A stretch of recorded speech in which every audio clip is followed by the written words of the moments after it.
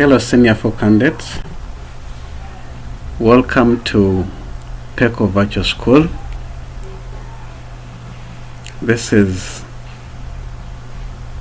Geography, Paper 1, and your facilitator is Mr. Kasadha Yeko. I believe you have heard a lot in Paper 1, especially the physical part of East Africa,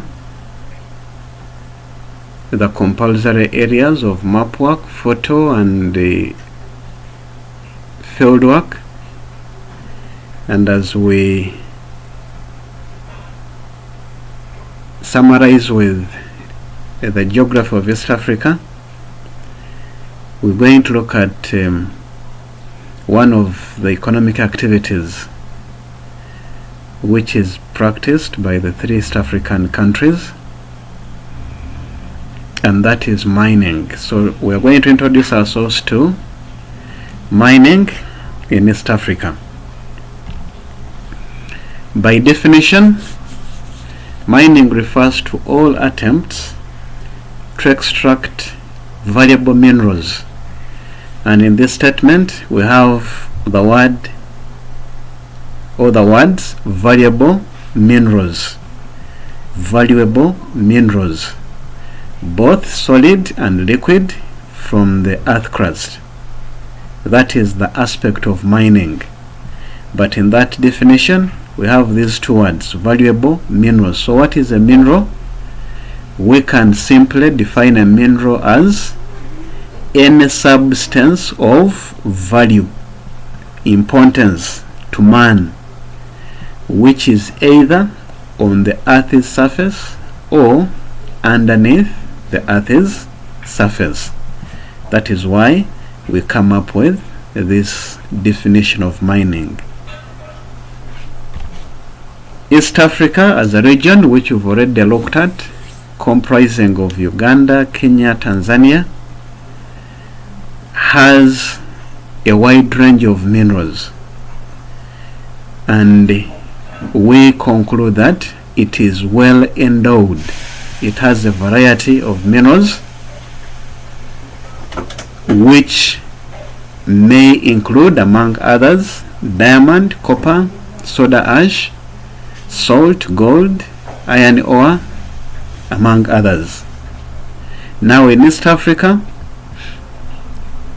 in Tanzania, the main mineral mined is diamond.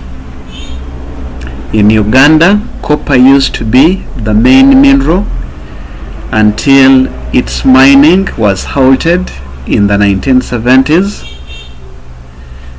And soda ash in Kenya is the major mineral that is mined. Other minerals are being mined, although on small scale. Many of these minerals are mined in small quantities, for example gold and coal, simply because they equally occur in small quantities. So their mining is on small scale because they occur in small quantities. This is a common objective question which is set in paper 1, and it's normally explain the reasons why gold is mined on small scale in East Africa. The answer alternative, which is the most correct, is this gold exists in small quantities. Then for coal in southern Tanzania, it's mainly extracted on small scale because southern Tanzania is remote. So in case it comes as an objective, the coal mining on small scale is majorly because it is found in a remote part of Tanzania, which is southern Tanzania. However, we've already noted, or I've already mentioned it in the second paragraph, that although we have so many minerals in the East African countries, very few have been put to commercial use. And these include, as already noted, diamonds, mainly in Tanzania, mined from Shanghai, copper, which used to be the major mineral in Uganda, mined in Chirembe, although since its extraction came to a standstill in the 1970s, now we have minerals like limestone, petroleum, sand, which are being extracted in Uganda, cobalt, especially from the remains of copper in Kasese, and then soda ash, which is majorly mined in Kenya on Lake Magadi in the Rift Valley in Kenya. Soda ash. Now, these minerals are categorized into three. Although out of those three, we have two major categories of the minerals. The third category is an example and illustration of one of the two types of the major minerals. And these types include the metallic minerals, metallic from metal. So you can relate this to your chemistry, and you look at the metals. You have that periodic table of yours. So you can relate the periodic table, and then you identify the metals and the non-metals. So out of that, we get the metallic minerals and the non-metallic minerals. So we have silver, we have gold, we have copper, zinc, lead, aluminium, tin, among others. That is the first category. Then the second category are the non-metallic minerals. Still make reference to your chemistry and relate and identify what are the examples of the non-metals. So in here we have phosphates, diamond, calcium, salt, potassium, mica, among others. Then the third category, or the third type, are the fuel minerals, or the mineral fuels, or the energy minerals. But these are mainly an example of, or an illustration of, the non-metals, the non-metallic minerals. And they are particularly either in liquid form, gaseous form, or can be transformed into solid, like coal. So the energy minerals, we have petroleum, we have natural gas, uranium. This is important for extraction of nuclear energy. Then coal, water. Now water is coming in as a mineral, because I told you by definition a mineral is any substance of value to man. That is the simple definition of what a mineral is. So because water is used for generating hydroelectricity, that's why we are incorporating it into this category, although the most dominant minerals looked at under this category are petroleum, natural gas, and coal, especially in East Africa. Uranium, it's being mined, although we have not fully developed the nuclear energy industries in East Africa, but it's one example of the mineral fuels, or the energy minerals. These minerals are widely spread in East Africa, as we shall make reference to the distribution on the map, and they are extracted by different countries using different methods. So the extraction of the minerals is done using different methods, and the determinant factor for which method to be used to extract a given mineral will depend on, or depends on, the occurrence of that mineral, the existence. Where does that mineral exist or occur? Therefore, we have different categories of methods of mining used in East Africa. We explore these methods and we see types of mining or methods of mining. The first method is the open cast method. Open cast, that one has two words, open and then casting. To open means cutting or digging up something, casting, throwing away. So we say this method is employed when the mineral occurs near the earth's surface. I've already told you the method used for mining will depend on where the mineral occurs. So if the mineral occurs near the earth's surface, then the simplest method used is open cast method. So in this method, the overlying soil is removed or stripped off, and then it is dumped nearby, and the mineral deposit is then removed by digging, extracted by digging, either using dragline excavators or shovels. Those are machines.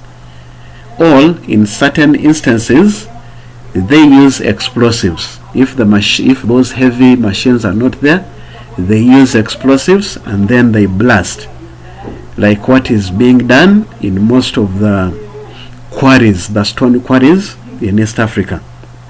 After extracting, those rocks are loaded on 2 trucks and then they are taken for processing.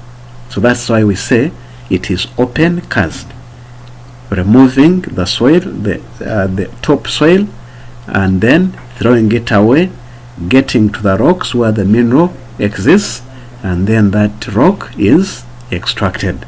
So this is the simplest method of mining which is employed in East Africa, and it is mainly used where the mineral occurs near the earth's surface.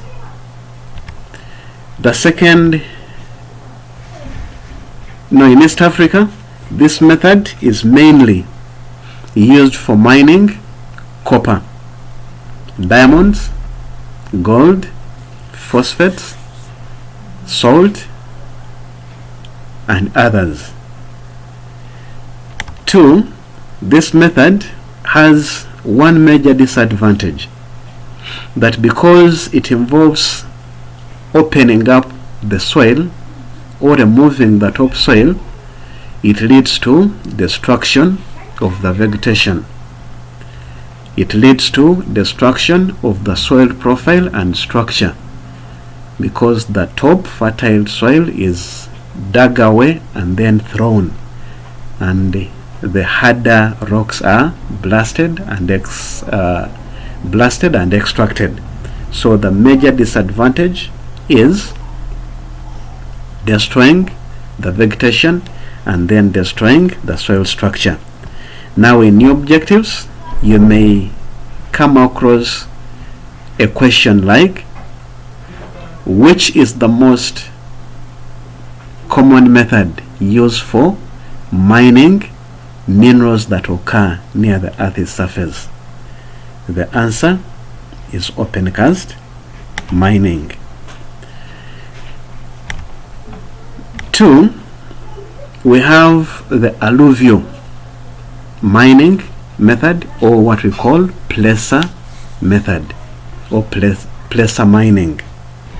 Alluvial, if you've looked at soils, alluvial or alluvium, those are soils which have been deposited either on the shores of a lake or the banks of a river. Therefore, this method is used when the minerals appear as alluvial deposits, or where the minerals occur in river valleys, in soft rocks, soft soils in a river valley or on the bank of a river. And what is done, they get an extract of the alluvial soils, put in a container, mix that extract with water, rotate, and the softer parts of the soil will be dissolved and washed away, like sand, soluble sand, mud, the small stones which can run off with water. They are run off, and then the heavier particles which can't dissolve are picked, hand picked, or removed from that mixture. And this is mainly done or used for mining minerals like gold, platinum, tin, and the diamond. The third method of mining is dredging.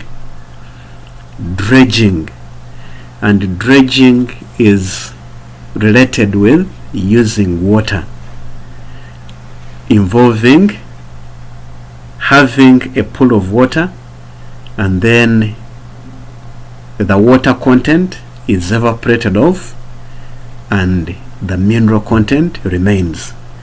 And this method is particularly used for mining soda ash and rock salt on Lake Magadi and Lake Katwe in western Uganda.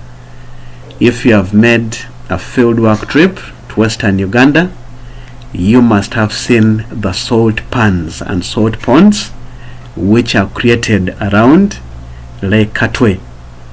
And then what is done, they trap that water, then they let the water to evaporate under the hot temperatures, and then a salt pan develops at the bottom, and when it is fully developed, it is smashed or broken into pieces and extracted from that pool. So that method is called the dredging method. Now these three are mining methods which you can say, or which you can call, the surface mining methods. Surface mining methods. So these are used where the minerals occur near the Earth's surface. Then the second broad category, we've said surface mining method as the first category, under which you have open cast, dredging, then placer mining. That is, those are three examples of the first category, surface mining. Then the second broad category is the underground mining, and this simply means that in here the methods are used where the mineral occurs very deep below the Earth's surface, or occur at great depth in the Earth's surface. And we have about three methods in East Africa which are used under this category. The first one is adit mining, and this method is mainly used where the mineral occurs on the hillside of a mountain, just on the side of the mountain. For example, if you've made a trip to Chirembe mines, copper mining in Chirembe was done using this type of mining, the adit method, because it occurs along the slopes, along the hillsides of the Rwenzori mountains. So under this method, what is done, they dig horizontal tunnels. Horizontal tunnels are dug in the hillside, not vertical but horizontal, and they lead to areas where the minerals exist. When such areas are reached, then the rocks containing the copper are blasted, and through the horizontal tunnels they are brought to the outside and taken for processing. In order to ensure that there are minimal accidents, especially collapsing of those tunnels, they construct steel and concrete beams at the roof, on the roof of every tunnel, to prevent these rocks from collapsing to cause accidents. The mineral bearing rocks are transported to the surface using light railways or conveyor belts. Because the tunnels are horizontal, they construct rail lines for smaller rail wagons, not big trains, but for smaller rail wagons, or containers, where they can load, or where they load the rocks which have been blasted, and then those rocks are brought to the surface and taken for processing. I've already noted that this method was mainly used in Kirembe for mining copper, although the extraction of copper stopped some time back in the 1970s due to the political instability and the fluctuation of the copper prices. The second is shaft mining underground, the underground method. The second is shaft mining. A shaft is a vertical tunnel. So they construct under this method, vertical shafts or vertical tunnels are constructed into the earth's surface, from the earth's surface downwards, and then from the vertical shaft, horizontal shafts are constructed or dug to connect the vertical and connecting to the areas where the minerals occur. And once those rock-bearing minerals are reached, they are blasted, just like in adit mining, loaded onto layer wagons, and then or conveyor belts or lifts, and brought to the surface for processing. Then, just like under adit mining, concrete beams are equally constructed to support the tunnels or the roofs and prevent it from collapsing. Likewise, railways, I've said, railways, lifts, conveyor belts are used to transport the deposits from the shafts, from the bottom or from underground, onto the surface where they are taken for processing. This method or these methods have disadvantages. Like we looked at the disadvantages of open cast or surface mining method that leads to the destruction of the environment, especially vegetation. The underground methods have a disadvantage of accidents. They are mainly associated with accidents, especially collapsing of the mines.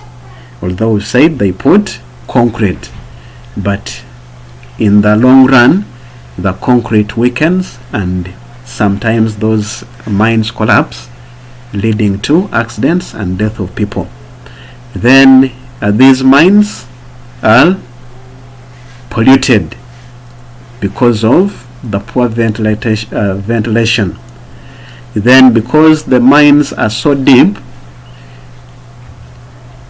they face a problem or a disadvantage of very hot temperatures below the earth's crust, and this in most cases may lead to suffocation and the death of people or miners. Then we have the high cost of mining as the depth of the mines increase, just because it requires use of modern sophisticated machines and technology to reach so many meters underground and enable the transportation of the minerals onto the earth's surface. Another disadvantage, this method or these methods are associated with diseases, especially respiratory diseases, due to inhaling in of a lot of dust, since the miners are enclosed inside and the blasting takes place. Then we have drilling method, which falls in between the surface mining and underground mining. Why? The drill or the drilling begins from the surface and then goes deep underground. So it is both on the surface and the underground. So this method is mainly used to extract the liquids and gases, especially oil and natural gas. For example, the oil mining on the shores of Lake Albert is being done using the drilling method. And what is done under this method? A drill is sunk or dug deep underground using machines called derricks. And these derricks have drilling bits or drilling heads, which drill a hole from the surface deep underground in order to reach places where these minerals occur. After drilling the holes, they insert pipes, and through these pipes, once the mineral is reached, for example oil, through the pipes the oil will rise either under natural force, or if the natural force is low, they apply pumping. So the mineral is pumped from underground through the pipes to the surface and then taken for refining. It is the most important method and most dominant method which is used for mining of oil. And a derrick is a tower-like structure. So they construct a tower of machines, then in the middle they put pipes with a drill bit which bores or which digs a hole in the surface until the rock bearing layers are reached, and then the mineral is extracted out.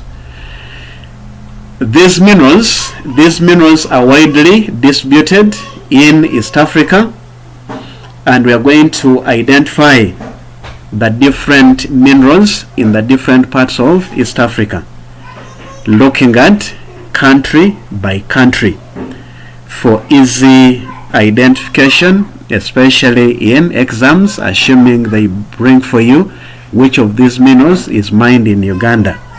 So you can easily identify that this is in Uganda in this place. That's why we have categorized the distribution in form of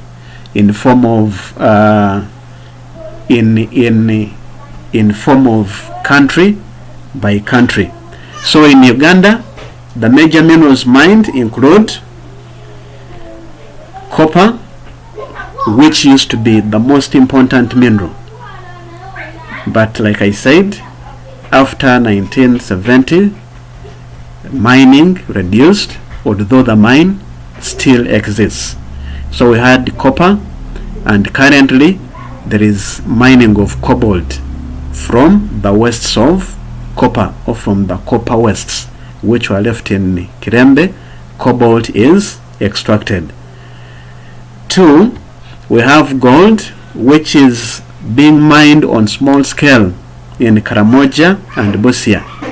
And in the introduction I've told you why is this gold not widely mined. Is because it is occurring, or it occurs in small quantities, but it exists in Karamoja and Busia. Then we have phosphates and limestone in Tororo, or from Tororo, but majorly and dominantly limestone is dominantly being mined. The phosphates had a little hit a standstill, although companies have come up and they have started remining of the phosphates, but limestone had remained the dominant mineral being mined in Tororo. Then we have limestone mining still in Hima, and Hima is found in Kasese. We have petroleum or oil, which has not been commercially extracted in Uganda, although the wells have been established, but it's on the shores of Lake Albert, and I believe in the near future is going to be the most important mineral supporting the economy of Uganda. Then we have asbestos, which is mined in Tororo. Asbestos, which is mined in Tororo. Then there is salt mining from Lake Katwe. This is equally on small scale or local production, and the processing broke down, or the processing stopped because of the breaking down of the salt factory in Katwe in western Uganda in Kasese. We hope in the near future that factory will be put right, or one mining company or processing company may be given license to begin commercially processing the salt from Lake Katwe. Then we have occurrence of tin, iron ore, wolfram in Kigezi. These are not commercially being mined because some of them are in remote areas, very remote places, while others are in small quantities, but they exist in that region of Kigezi. Then we have vermiculite, which is being mined in Mbale, and it is one mineral that is used for manufacturing fertilizers and other minerals, although on small scale. Then we have noted that copper used to be the major mineral mined, especially in Uganda at the foothills of Mountain Rwenzori in the river Nyamamba Valley. Although I've told you its extraction hit a standstill in the 1970s due to political instability and fluctuation of copper prices on the world market. Then Kenya concentrates on mining of soda ash. Sometimes those particles of soda ash are called trona. So you can either have soda ash or trona, and this soda ash is mined in Lake Katwe. Then we have limestone mining at Bambuli in Mombasa. That's why we have the Bambuli cement factory in Mombasa. Then we have salt mining. So in Lake Magadi we have two. We have soda ash and salt. Soda ash is mainly consumed by animals and used for making glass. Salt is for human consumption. So we have salt mining in Lake Magadi, and then along the coast of Kenya, especially in Malindi. Then we have mining of gold in western Kenya and the Nyanza province, although still being mined on small scale because the deposits occur in small quantities. Then we have asbestos near Keptumeti. We have gypsum at Gungoni and Koko. These are coastal areas near Marindi. Then in Tanzania, the major mineral mined in Tanzania is diamond, and the major mining region is Mwadui in a district or region called Shinyang. Then we have limestone mining, and this limestone is mainly got from coral reefs In the coastal geography or coastal geomorphology, I believe you looked at the formation of coral reefs, and these coral reefs exist along the coast, especially in Dar es Salaam. So limestone is extracted from those coral reefs. Then we have salt mining at Uvinza, coal and iron ore mining in the Chipengere ranges of southern Tanzania. Although their extraction of these two minerals in southern Tanzania is majorly prohibited by the remoteness or the low developed transport and communication.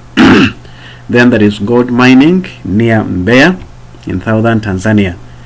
We have noted here that minerals in southern Tanzania are not fully exploited due to the poor transport or due to the inaccessibility of such areas. That description can be seen on this map of West Africa that shows the distribution of the numerous minerals. As you can note from the key, East Africa has a wide potential of minerals. However, that potential has not been fully exploited or put to use. We have numerous minerals, like you see how they are distributed on the map: gold, petroleum, coal, mica, gypsum, salt, silver, diamond, limestone, among others. So many of them, but a few have been fully exploited due to, most cases, the government policy, and in some instances these minerals occurring in small quantities and occurring in remote areas. So when you take an example of Uganda, we have mining of vermiculite in Mbale, we have mining of phosphates in Tororo, we have mining of limestone in Tororo, then we have copper in Kasese, then copper in Kasese being mined. Then we have mining in Kabale. You can see mining of zinc, tin in Kabale, uranium, and iron ore. As I've told you, some of these minerals are not fully exploited because they are in remote areas and occur in small quantities. When you look at Tanzania, we said the main mineral mined is diamond, and the major mining region is Shinyanga. The actual place is called Mwadui, then other minerals. Then in southern Tanzania, like you see, a wide distribution of minerals at Songea, at Njombe, Mbeya, for example, mica, then coal, we have iron ore, we have gold, but these are mainly not mined fully due to the inaccessibility or the underdeveloped transport in this region. Then along the coast we have mica, then we have gypsum, we have salt and others.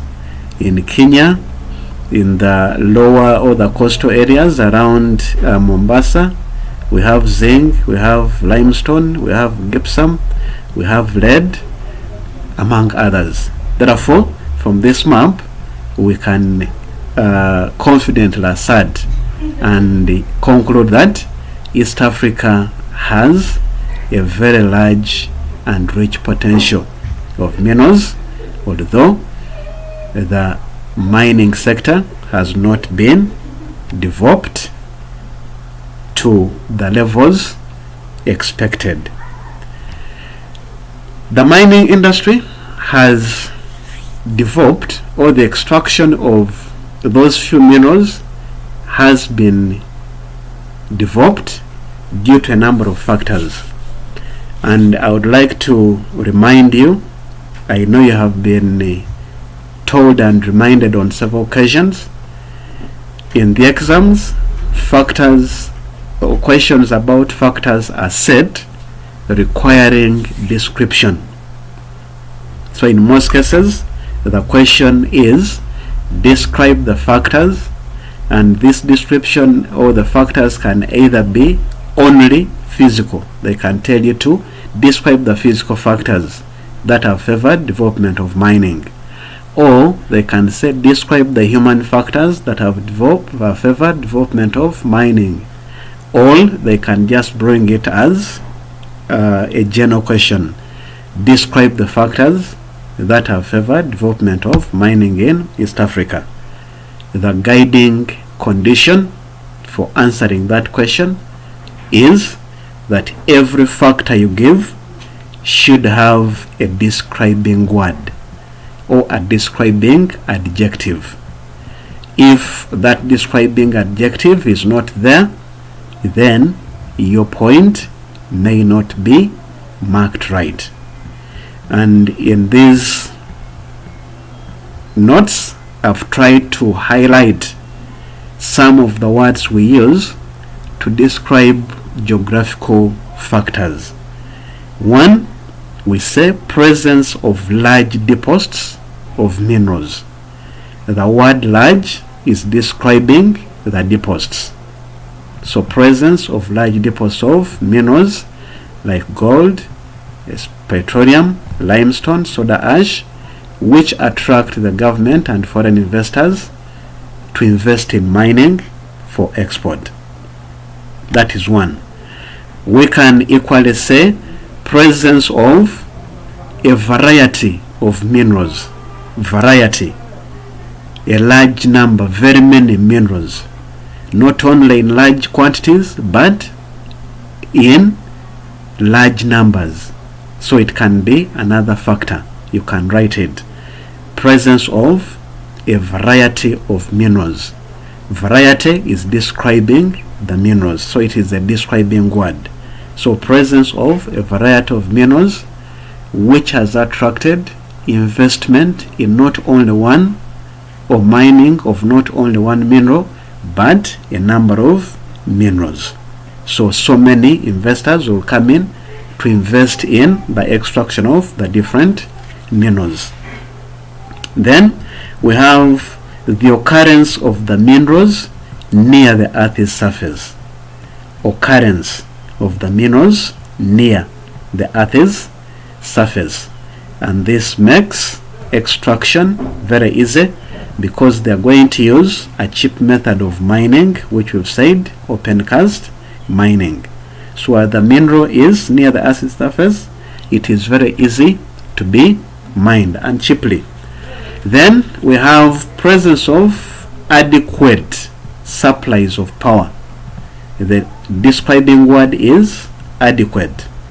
If not adequate, we can say reliable. So presence of reliable supplies of power, or adequate supplies of power, and this power is important for processing, transporting of the minerals. For example, hydroelectricity from Naluvale power station in Jinja. This hydroelectricity was very important and instrumental for developing of copper mining in Chirembe, because it is this power that was used for processing or smelting of copper. That is why, because the hydroelectricity was being generated from Jinja, the processing factory for copper was established in Jinja and not in Kasese. So it would be, copper would be extracted from Kasese but transported to Jinja using a rail line for processing.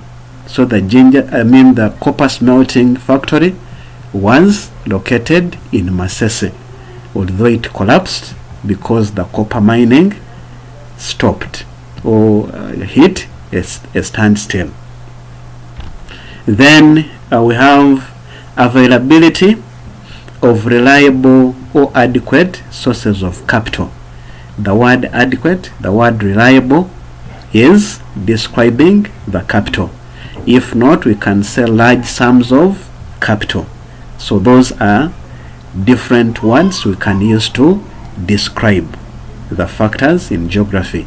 So availability of adequate sources of capital, or reliable sources of capital, or large sums of capital, which is provided by either the government or foreign companies or investors to invest in mining. For example, buying the machinery or machines used for mining.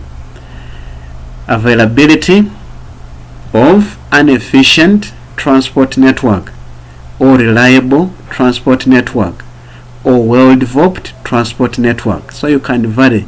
There is a variation of the describing words we use while answering geographical questions, especially requiring us to describe the factors.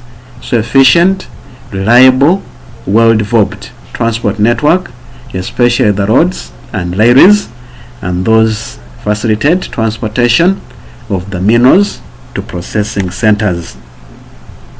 Then the favorable or the positive government policy, where the government allows investors to come in to invest in mining, then we say that government is positive, or the policies of the government are positive.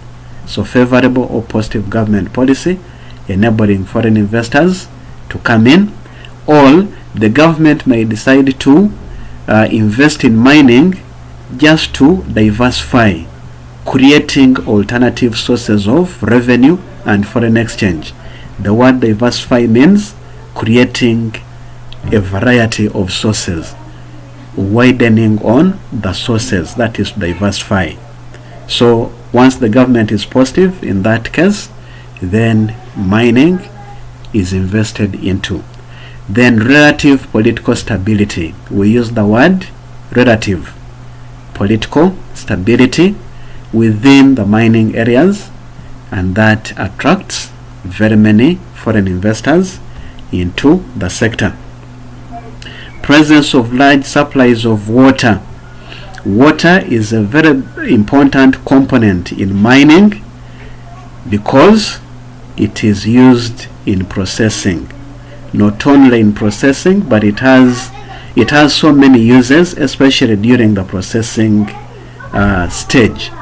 This water can either be used for mixing the crushed rock particles to form a solution from which the minerals can be precipitated, or this water can be used for cooling the machines during processing. All this water can be used for transporting, generating hydroelectricity. So there are so many uses of water, but here we have only identified for processing the minerals, and this water is mainly provided by rivers and lakes like Victoria. Then availability of large supplies of labor, or availability of adequate labor, or availability of skilled and semi-skilled labor. You can use any of those as a describing, as for describing the labor factor. And the labor is either skilled or semi-skilled. We are discouraging the use of unskilled labor because it is believed that no one is unskilled. Everyone has a slight aspect of the work that is done. So even the one who can hold a hoe to dig up soil is not educated to be skilled, but at least has a skill of digging up the mineral. So we say semi-skilled labor to work in the mines. Then presence of improved and appropriate technology, enabling easier construction and transportation of the minerals. So construction of mines, construction of railway network, or the construction of transport facilities, and those facilitate easier distribution of the minerals and accessibility to the mining centers. Then availability of a large or ready market, and this market can either be domestic or foreign. We've already talked about limestone mining in Uganda. The limestone is mined and used in Uganda to do what? For processing cement, which is bought either within Uganda or in the East African countries or outside East Africa. That's why we say ready large market, both domestic and the foreign, and that encourages mining companies to invest in mining and producing more minerals to facilitate the market for those different minerals and for the products. So those are some of the factors that have contributed to the development of the mining industry. And I remind you, these factors are both physical factors and the human factors. I encourage you to always be certain of which factor is physical, which factor is human. So I want you in your notebooks to create a table with two columns, a column for physical factors, a column for human factors, and from the list we have given, you try to outline what is physical and what you think is human, such that you are not caught off guard just in case an exam is set only requiring physical or only requiring human factors. We look at the contribution of mining in East Africa. In the introduction I told you mineral extraction is an important economic activity, and it has supported the economies of the three East African countries, and that support has benefited so many people, and these are the contributions that we can identify that people have benefited out of the mining industry. The first contribution, mining has offered a wide range of employment opportunities. Now, in the case the question tells you to describe, this describing can equally be used for contributions. So they tell you, or they ask you, describe the contributions of mining to the people of East Africa. Once you see the word describe, even if it is contribution, please you include a describing word. So mining has provided, or mining provides the description, a wide range of employment opportunities. If it is explaining the contributions, then you can say mining provides employment opportunities to many people, and the explanation would be giving these examples or giving what people benefit from the employment. That is the explanation. So we can either explain by giving examples, or we explain a contribution by showing the importance of that contribution. For example, the importance of employment, if I was not to give the people who are employed, the explanation for employment would be that it has provided employment opportunities to the people, which improves on their standards of living, or which enables them to earn high income. That is an explanation. So we can either explain using the importance of a contribution, or we explain using examples. My explanation was giving examples. So it provides employment opportunities to many people, for example, drivers, engineers, researchers, etc. 2. The mining industry creates diversity, or diversifies the economy of East Africa.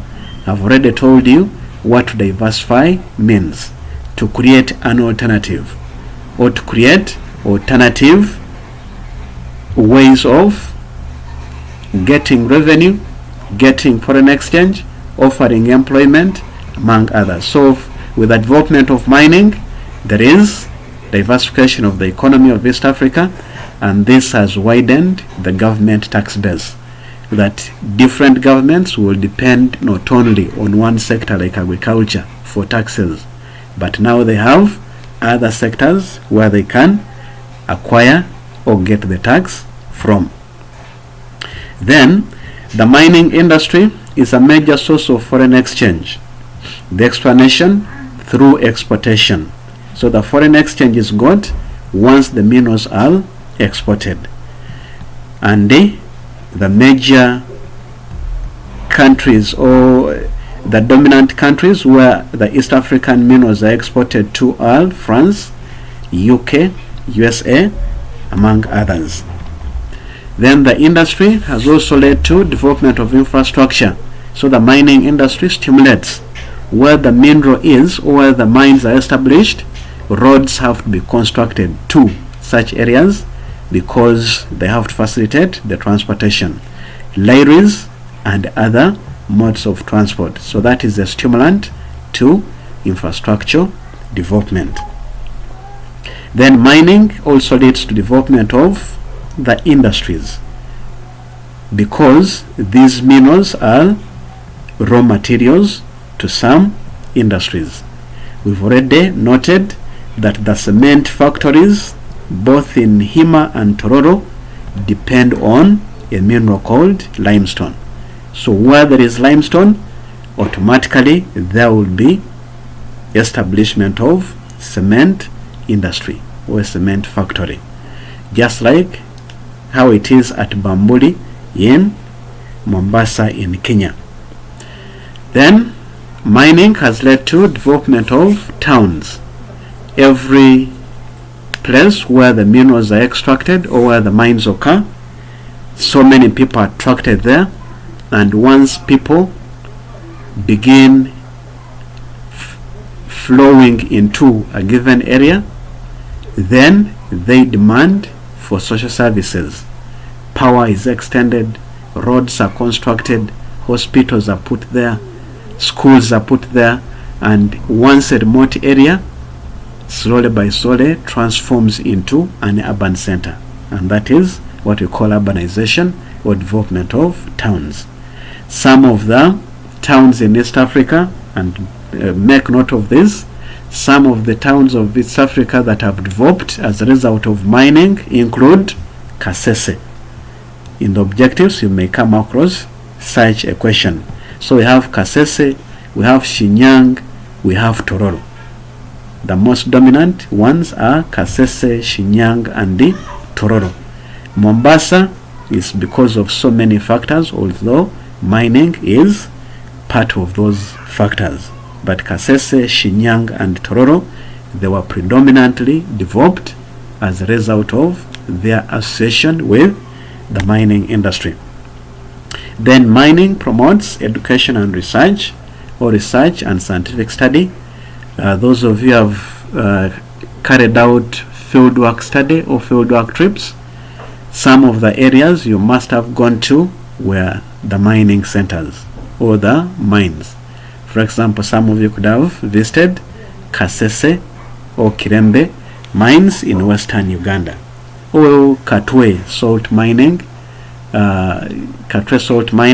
also in Kasese, or the quarries, the stone quarries in your local environment.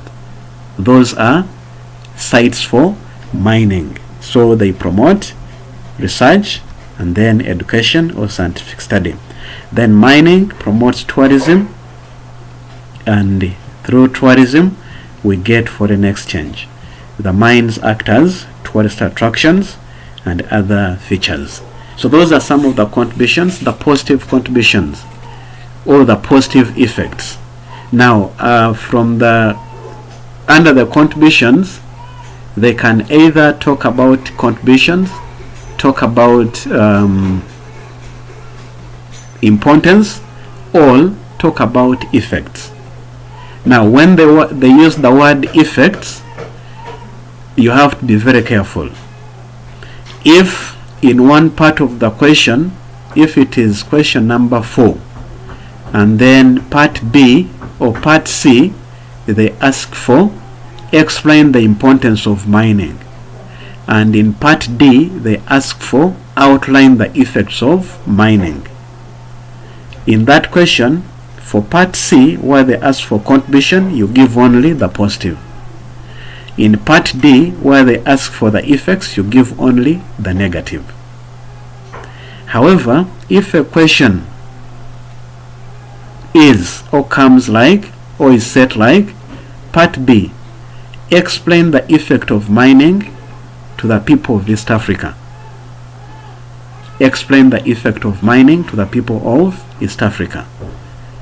Then that question is open. You can either give the positives, all the negatives, all both. In an exam, when we are marking or when we are assessing your exams, we take note of that. If the question is open, you can either be assessed on the line of positives or line of negatives or both. But if a question has contributions and effects, in most cases the effects are the negative effects.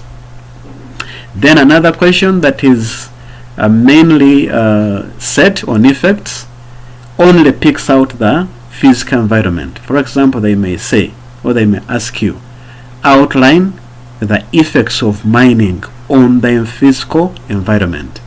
On the physical environment. In such questions, the responses are mainly negative.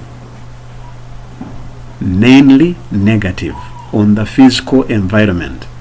The positive effects are mainly to the human environment. For example, when you say offering employment, that is to the people, not the physical environment. So if the question is about effects on the physical environment, then you begin by giving the negative effects.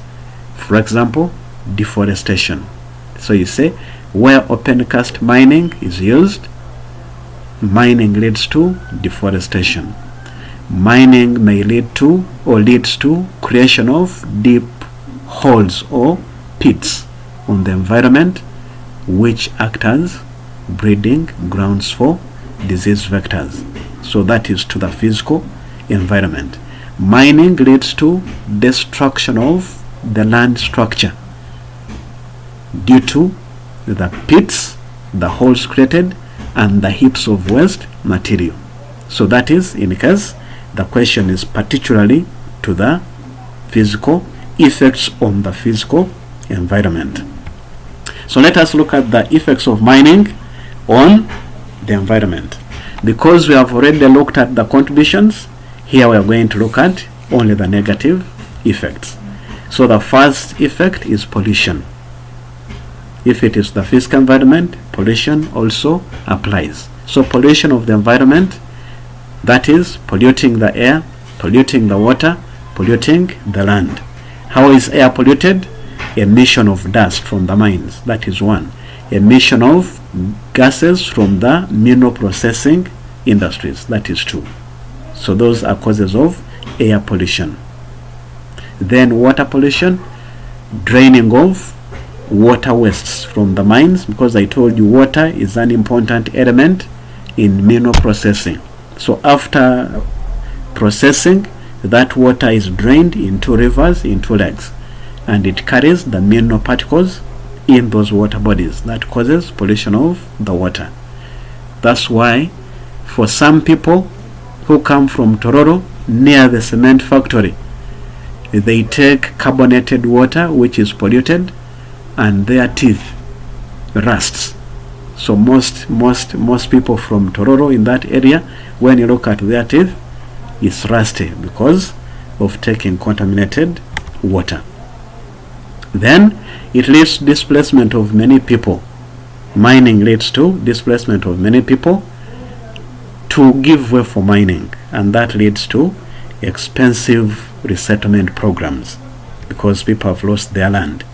Then mining is associated with accidents, and we've particularly talked about underground mining, where the mines can collapse and kill people. So it may lead to death of very many people.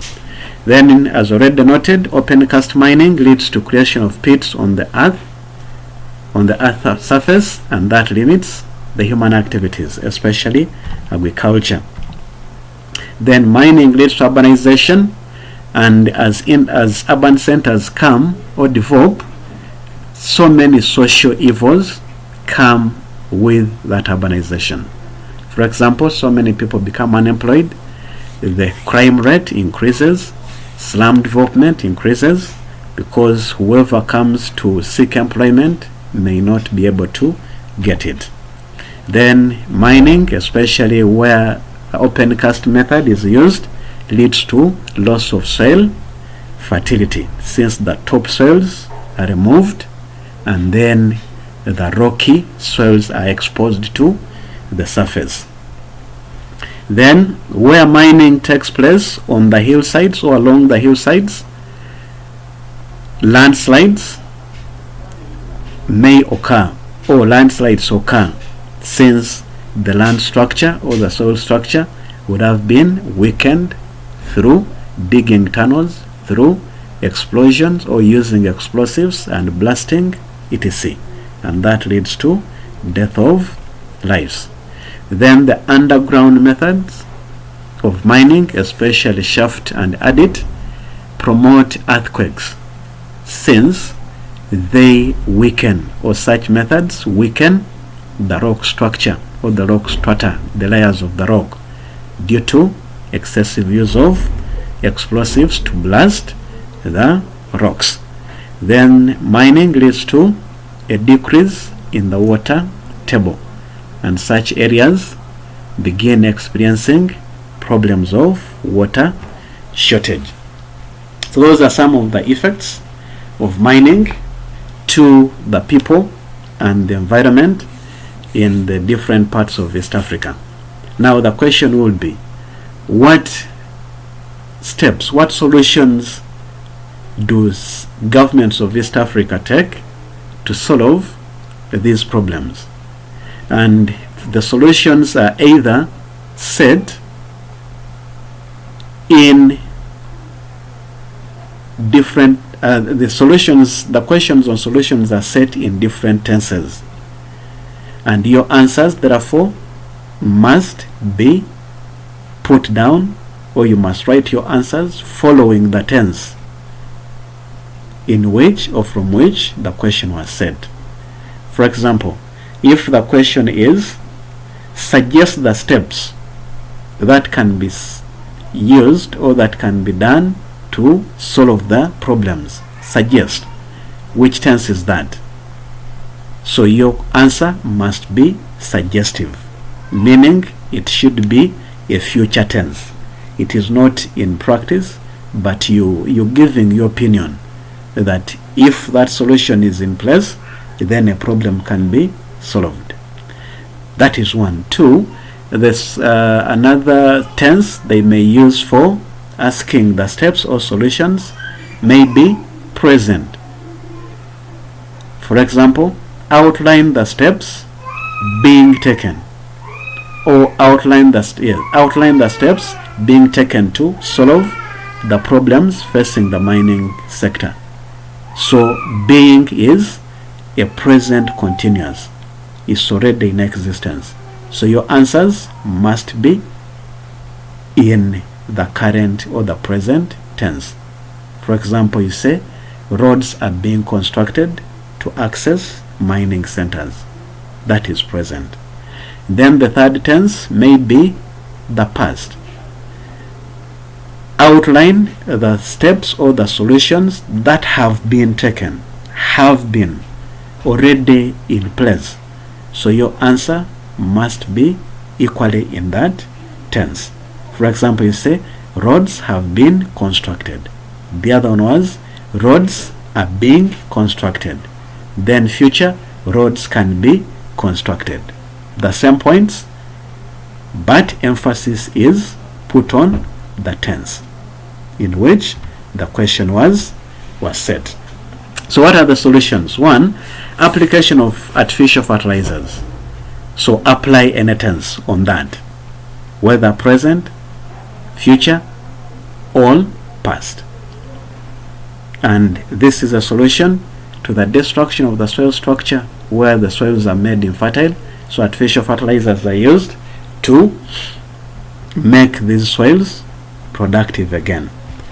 Then the disease vectors, the solution to the disease vectors, controlling them, is by spraying. So still apply the tense. Just look at the tense in the question, then the solution is spraying, but basing on the tense. So spraying to control the disease vectors. Where people are displaced, the solution is resettlement. Not chasing away and no compensation, but resettlement. Resettlement is a policy of the government. Acquire land for these people or compensate them, and they are able to acquire land and make themselves settled. Then carrying out of afforestation and reforestation in areas where open cast has taken place in order to control erosion and the landslides. I hope the difference between the two is clear. Afforestation, reforestation. Afforestation, it means in such an area there had never been any forest, so you're creating a forest there. Reforestation, in such an area there used to be a forest but it was cleared, so what are you doing? You are replanting. That's why we call it reforestation. So it was there, you are replacing. Then another solution, transforming mining holes into man-made lakes for fishing. So those holes which are created by open cast mining, you can transform them into productive fishing ponds instead of leaving such areas abandoned and the sites for disease vectors.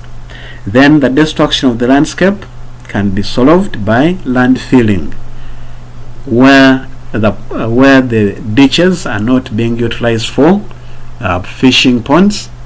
They can be refilled with soil. The land is leveled and then it is put to use either for settlement or agriculture or industrialization. So that would have solved the problem of land destruction. That would leave this piece of land wasted and useless. So note please that the tense with which you write the solutions or the steps depends on the tense in which the question was said. That is very important in geography, and it may lead to loss of marks if you change the tense differing from the tense in the question. Let us look at the conditions or factors which have hindered or which have limited the development of mining in East Africa. In the introduction, we've already noted that East Africa is well endowed with minerals. However, very few minerals are commercially being extracted. The question is why? So the answers or the response to that question, why is mining still underdeveloped, include: 1. The East African countries are low developed. They are underdeveloped, meaning their incomes or their capital, the capital base is still low. Therefore, there is a problem of inadequate capital.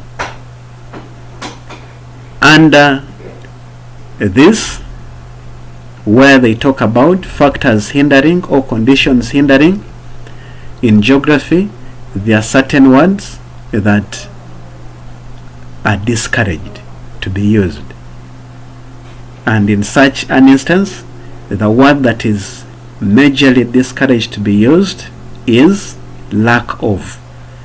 So don't and never use in geography the word lack of, because as I said, the capital base is still low.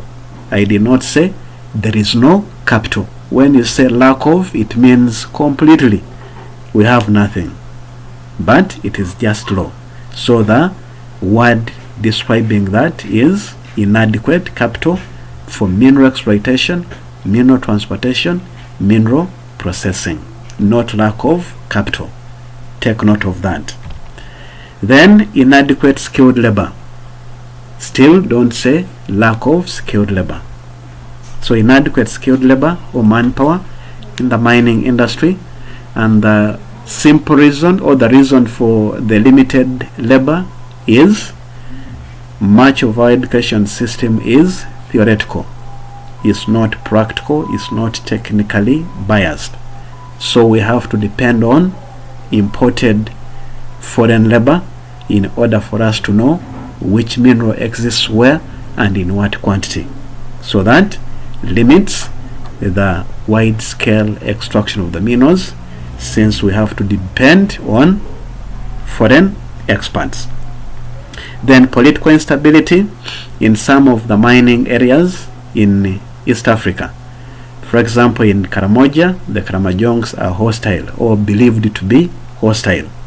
In southwestern Uganda, there were so many, or there has been a wave of instability caused by rebels, either from Uganda or within Uganda or Congo. And a case in point was the group called the ADF rebels that terrorized that western part of Uganda. So such areas with such occurrences, mining becomes impossible. Then some minerals in East Africa occur in small quantities. We've already denoted gold in Busia and Karamoja is not commercially and widely exploited because it is in small quantities, and other minerals. Then fluctuation of prices on international market. I gave you this as one of the reasons why copper mining hit a standstill in the 1970s, because the prices went so low that small-scale mining companies fell out of business, and Uganda was a victim of that, in addition to the political instability that was there at the time during Amin's regime. Then inadequate supply of power for transportation, processing, and extraction of the minerals. This hinders or limits those processes or those steps of mining, because our power production is still very low. For example, in Uganda, it's only in the last 10 or 15 years that more power dams have been constructed. But ever since 1950s, when the Owen Falls Dam was constructed, it had remained the only power generating station in Uganda. Then we have small markets for minerals, especially internally and then abroad, due to competition, due to low quality grades and due to quality grades of the minerals. Therefore, there is competition and small market for minerals from East Africa. Then some minerals occur in remote areas, and therefore they cannot be accessed. Especially we've talked about minerals in southern Tanzania, coal, uranium, gold, and others. Make reference to the map. Those minerals, southern Tanzania is inaccessible because of the underdeveloped transport, so extracting becomes difficult. Then some minerals in East Africa are scattered, and therefore they cannot be easily exploited. Some little gold in Busia, so many miles away from Karamoja, some little gold. Then salt in Lake Katwe, then some salt along the coast. So scattering of, or the scattered nature of most of the minerals makes exploitation difficult. Competition with other developed countries, I've already noted that, limits the market for our minerals or the minerals of East Africa, and that becomes a hindrance to mining, since those countries are even more developed than the East African countries. Then, due to the limited skilled labor, there is a problem of limited research in the mining industry, especially the aspect of exploration, exploring, discovering new sites of minerals. So that one hinders mineral extraction, because you may not know how much of the mineral exists in an area. Then exhaustion of some of the minerals due to overexploitation, where most minerals have been overexploited, they end up getting exhausted, and such hinders the mining industry, since new other discoveries have to be made before such a mineral is extracted. That is why in geography we refer to mining as a robber industry, robbery, a robber industry, because as every time you extract a certain mineral, you cannot replace. So after some time, such a mineral gets exhausted, and that is the end of it, until you get a new area where that mineral exists. Then there is use of inappropriate technology or low levels of technology. For example, under open cast mining, some people use hose. So you can imagine the rate at which such mining can take place. Unfavorable government policies, for example, promoting specified sectors at the expense of mining. For example, in Uganda, for so many years, the backbone of Uganda has been agriculture, meaning in the budget, the first sector to be looked at is agriculture, and then the other economic activities take a small share. So priority is agriculture, and then defense and others. So mining becomes secondary, and that hinders its development, just like other factors. So those are the conditions that have limited extraction of minerals in East Africa, despite having a variety of the minerals in our midst. So what are the steps that we can take to solve those problems? One, we maintain political stability in the mining areas. Where there is political stability, so many investors feel free and feel ease to go and invest in such areas. Diversifying the economy, not only depending on one sector like agriculture, the way it is in Uganda, but seeing to it that so many other sectors are invested into, to create or to enable development of not one sector but so many sectors. Attracting foreign investors in the mining industry. This one is evident in Uganda, that to mine petroleum on the shores of Lake Albert, foreign companies had to be called in. For example, Taro Oil. Some are from Italy, others are from Saudi Arabia, Nigeria, and those investors, foreign investors, have a little more money than we have in the East African countries.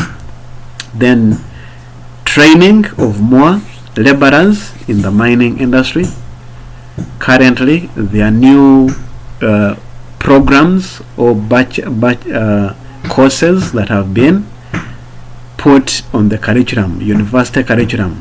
For example, Bachelor of Science in oil mining or oil exploration. So many of them. Therefore, such laborers trained will reduce the cost of depending on the foreign investors or experts.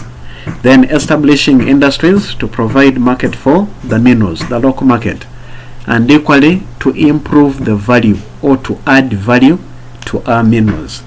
Once a mineral is processed, it is more expensive than the mineral that is exported in its raw form. So industries will add value to our minerals and therefore will improve on the market for our minerals. Construction of more hydroelectric power dams to provide power to the mining sector, especially for processing. Increased research in mineral exploration. This is being done, or this can be done using new technologies. For example, the GPS systems to establish where a certain mineral is found and in what quantity. Then extension of feeder roads and railways to the mining centers. This will break through the problem of inaccessibility. So generally in East Africa, those are the concepts that we can put our minds to in general terms. The distribution of the minerals, factors that have led to the development of those mining of those minerals, contributions accruing from the mining of those minerals, problems, solutions.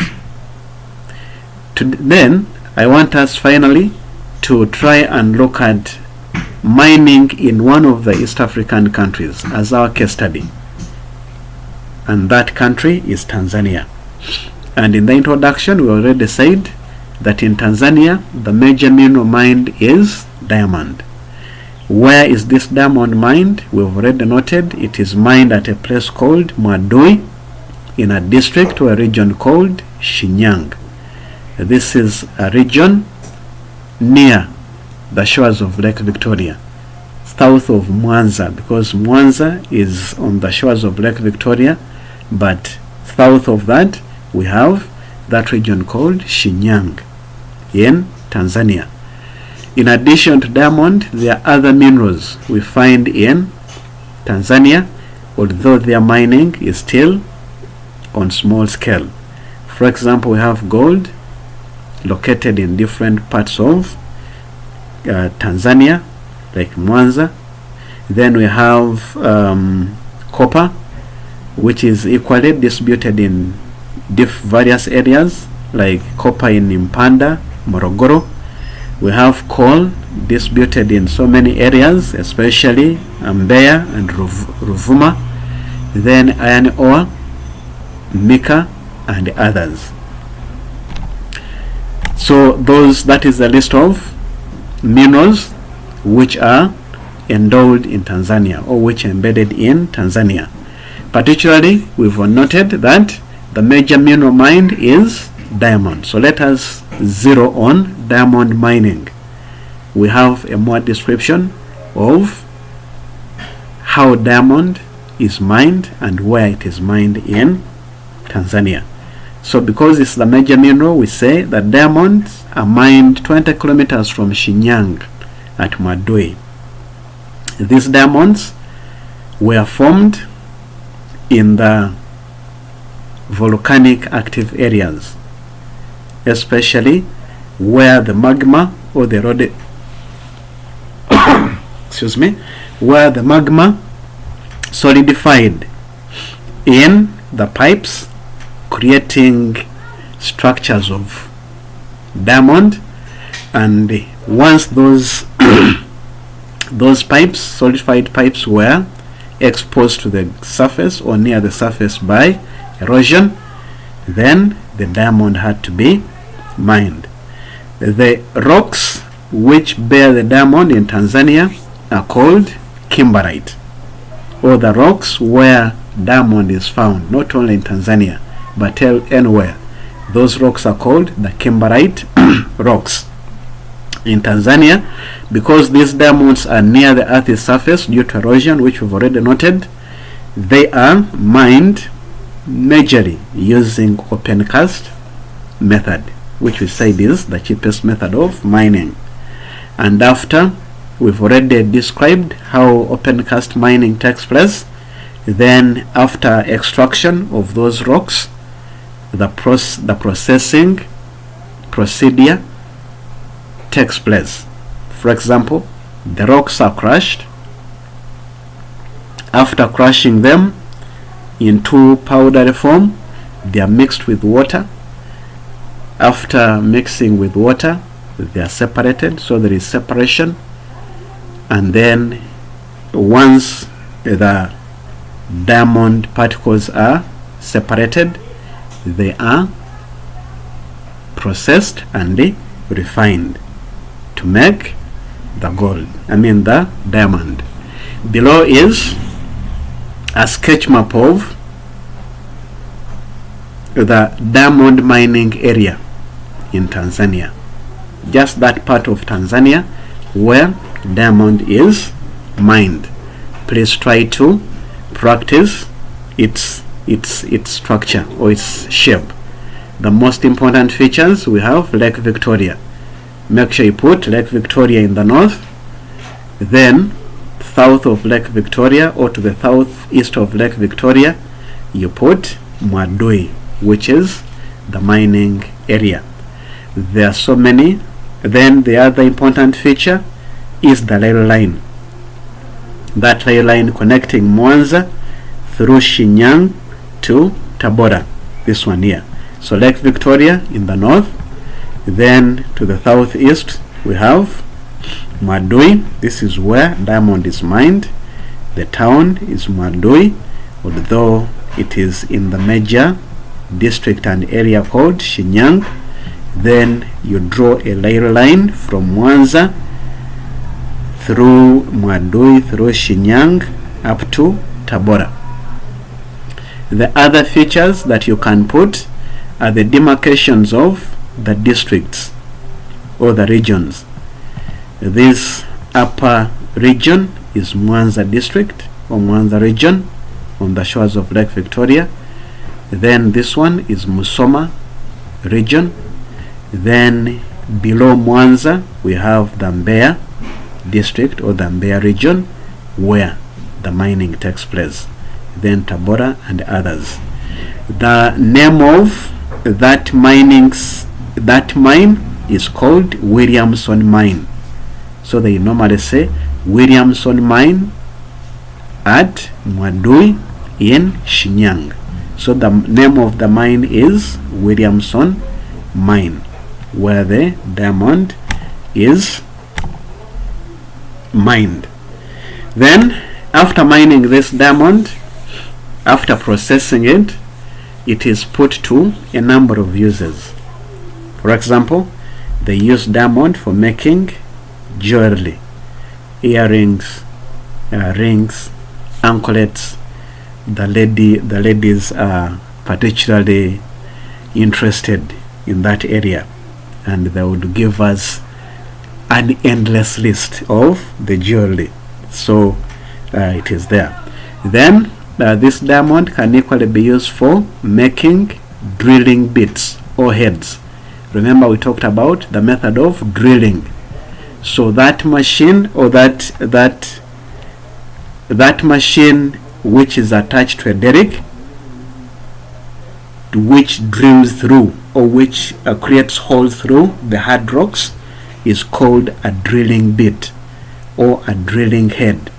And those heads are made out of diamond, because diamond is one of the hardest minerals we have. So they use it for making drilling bits or drilling heads. Then diamond can be used for making precision, very small but expensive. For example, watches, very small in size but very expensive in value. We call them precision goods, especially the wrist watches. Those are some of the uses of diamond in Tanzania.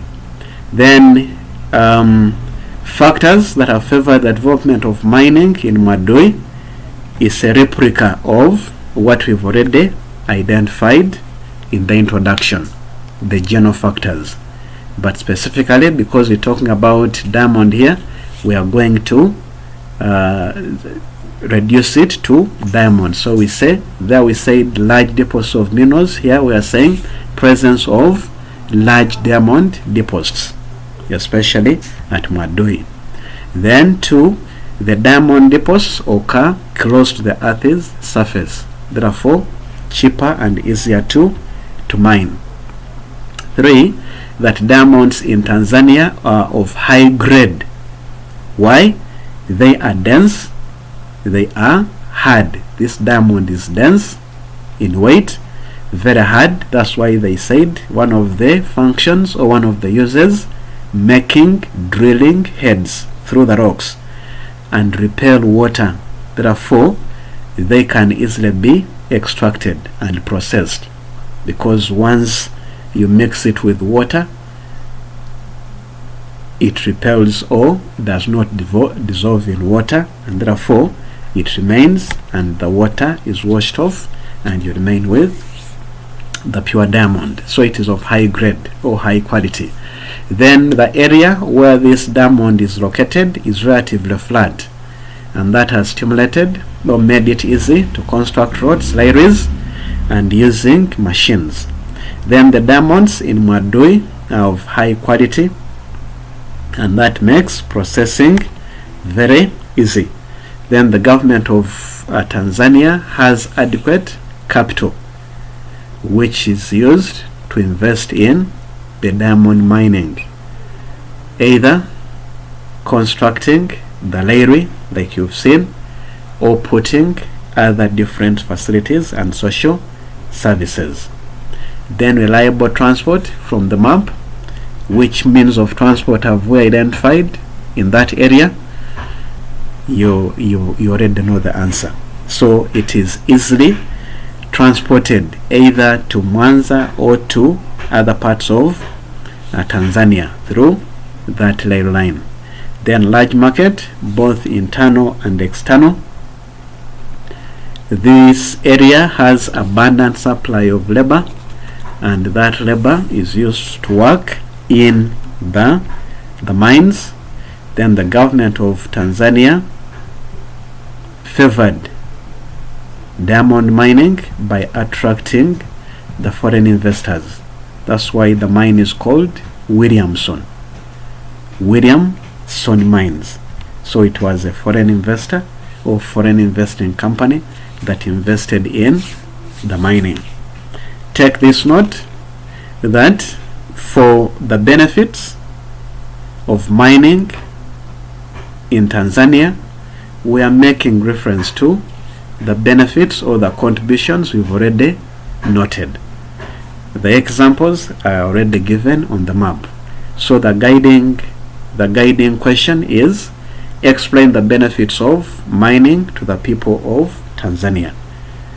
Try to answer that, making reference to the other the contributions already given, but bringing them down to Tanzania, meaning giving our examples from Tanzania. Thank you so much for listening.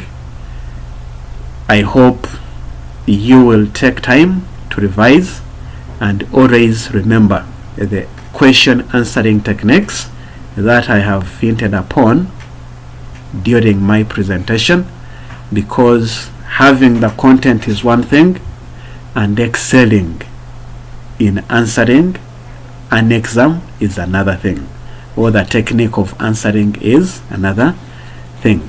So keep practicing, especially the descriptive tenses or the descriptive words, and then the tenses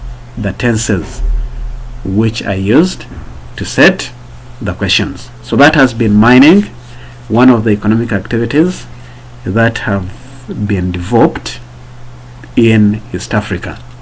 We await for other topics in this region, and I hope so many of the human economic activities you have already tried to go through, either as an individual or discussion groups, or in your classes with your teachers. Thank you so much. Wonderful.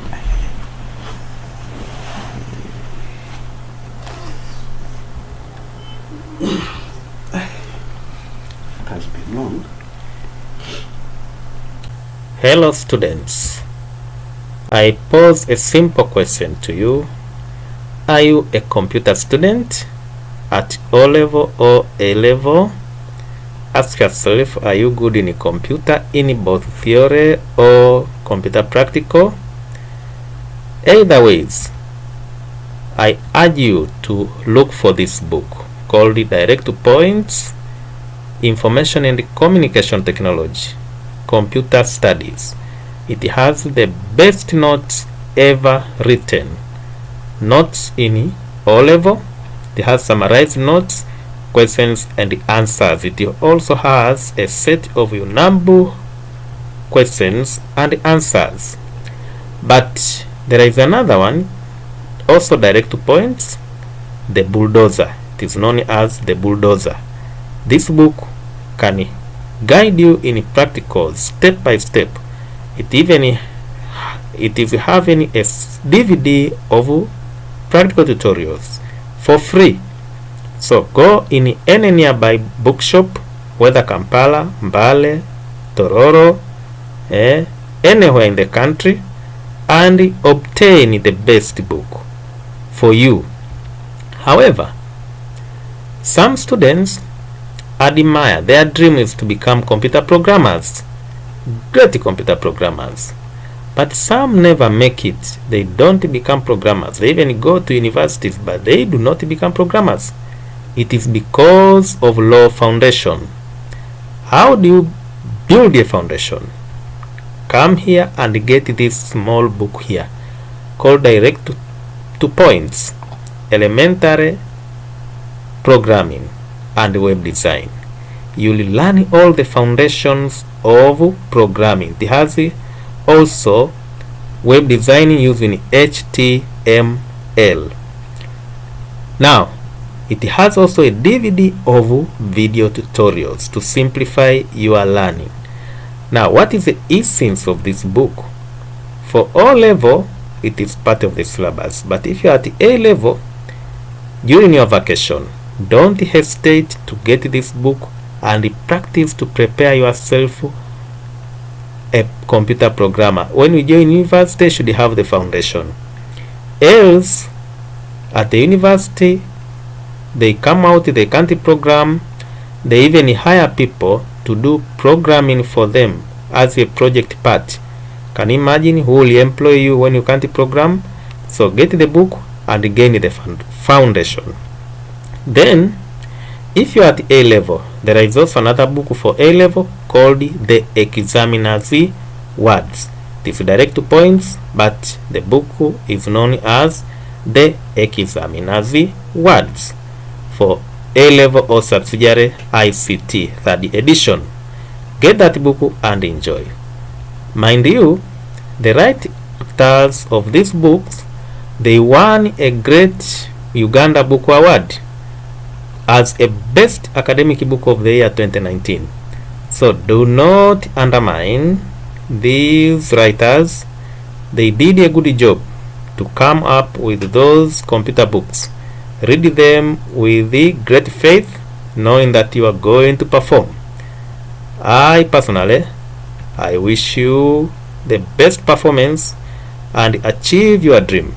Do not spoil your future. Work hard as you watch tutorials. Thank you very, very much. Keep on thinking about it. Thank you very much.